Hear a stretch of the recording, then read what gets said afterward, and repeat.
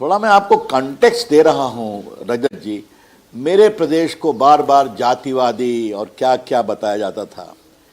ये जीत सिर्फ जाति की नहीं है, ये जीत है आशा की, ये जीत है विश्वास की, और ये जीत है बिहार के भविष्य की दिशा पर कौन काम करेगा।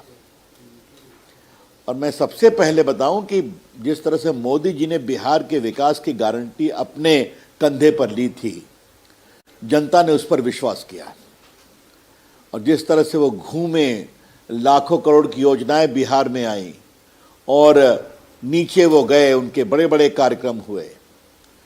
तो नरेंद्र मोदी का बहुत अभिनंदन इस महान विजय के लिए, नीतीश कुमार का भी अभिनंदन, और ये जो राम लक्ष्मण की जोड़ी बनी नरेंद्र मोदी और नीतीश कुमार की, उसने कमाल किया है। मैं सुबह से आपके चैनल को देख रहा हूं, आपका बहुत ही व्यापक कवरेज चल रहा है। मैंने कहा था ना, यह ऐतिहासिक जीत होगी, ये अलौकिक जीत होगी, वो सामने में आ रहा है। तो हमारा प्रदेश उस जंगल राज के लिगेसी से आज आगे बढ़ रहा है, तो वो दिखाई पड़ता है। मैं आपको ये राजनीति में रजत जी, ट्रस्ट फैक्टर बहुत इंपॉर्टेंट होता है। मैं अपने लोकसभा क्षेत्र में प्रचार में था, तो मैं एक बिलदार के गांव में गया। बिलदार लोग क्या होते हैं? अति पिछड़ा, ईबीसी, बिंद वगैरह सब। तो वहां बड़ी संख्या में लोग थे, महिलाएं भी थी, कुछ उनकी समस्या थी, उसको मैंने वहां सुलझाया, म्युनिसिपल कमिश्नर से बात किया, और मैंने उनसे एक बात पूछी महिलाओं से। तो उन्हें सब वोट देबा कि ना हो, मेरी अपनी भाषा भोजपुरी है, मैं मगही भी बोल लेता हूं, वो मगही का क्षेत्र है। कहा वोट तो तोरे के देबो, काम तो ही सब करबो। ये समझ रहे हैं अजय रजत जी? काम तो आप ही लोग करेंगे। ये जो पूरे बिहार का ट्रस्ट था, एक सैंपल मैंने आपको बताया, ये बहुत बड़ी बात है। तो आप लगता है इस चुनाव के जो नतीजे हैं, इससे बिहार की ये जो इमेज थी कि बिहार तो जाति के नाम पर बटा हुआ है, बिहार हिंदू मुसलमान के नाम पर बटा हुआ है, बिहार में लोग सिर्फ अपनी जाति वाले को वोट देते हैं, बिहार के सारे मुसलमान सिर्फ आरजेडी को वोट देते हैं, ये छवि बदलेगी बिहार की?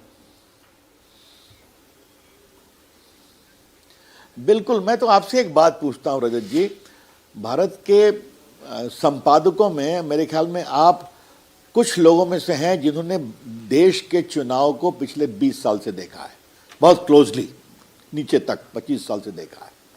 आप मुझे बताइए ना, इस तरह का जो अंग्रेजी में शब्द है टेक्टोनिक शिफ्ट, हिस्टोरिकल, इसलिए मैं जब बैठ रहा था, हमने कहा आप मुझसे पूछेंगे तो ये आशा का चुनाव है, होप। और ये हमारे प्रदेश ने देश के लोकतंत्र को एक बहुत बड़ा संदेश दिया है कि लोकतंत्र में विश्वास करो, हल्की फुल्की बातें नहीं चलती। अगर बढ़िया से काम करोगे तो जनता जात से ऊपर उठकर भी वोट देती है। अब कुछ लोग, एक पर्टिकुलर समुदाय के लोग वोट देंगे तो अलग बात है। इसलिए मैं इस चुनाव को बहुत ही ऐतिहासिक मानता हूं, क्योंकि थोड़ा मेरे देश के चुनाव को रीड करने का मेरा स्वभाव है कि जनता का मूड क्या है। और ये जो मैं देख रहा हूं, और वो कर्मभूमि मेरे अपने प्रदेश की बनी, ये बहुत बड़ी बात है। दो चीजें इस चुनाव में कही गई प्रधानमंत्री नरेंद्र मोदी के कैंपेन को लेकर, कि उन्होंने गानों की बात की, उन्होंने कट्टे की बात की, उन्होंने जंगल राज की बात की। प्रधानमंत्री को इस लेवल पर नहीं उतरने की जरूरत थी, उनको ये बातें नहीं कहनी चाहिए थी। ऐसा है, इसका मेरा बहुत सीधा जवाब है। मेरी पहली प्रेस कॉन्फ्रेंस हुई थी महागठबंधन के प्रेस के बाद पटना में, मीडिया भी देख रहा था। और आज मैं आपको बहुत विनम्रता से कहना चाहूंगा, जंगल राज का मतलब क्या होता है?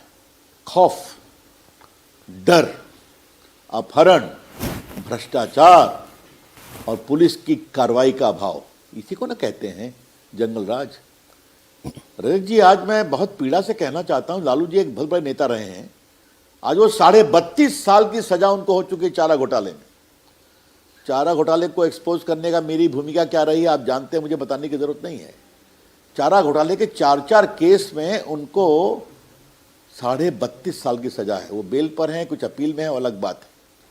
तेजस्वी जी 420 में चार्ज फ्रेम हो गया है दिल्ली के एंटी करप्शन कोर्ट में, और तेजस्वी जी लालू जी के जंगल राज की आज की प्रतिमूर्ति हैं। अगर ओसामा को इतना आगे बढ़ाएंगे तो जनता के बीच यही संदेश जाएगा, शाहबुद्दीन से दूरी नहीं है, जिसने लोगों को जलवाया सीवान में, मरवाया सीवान में।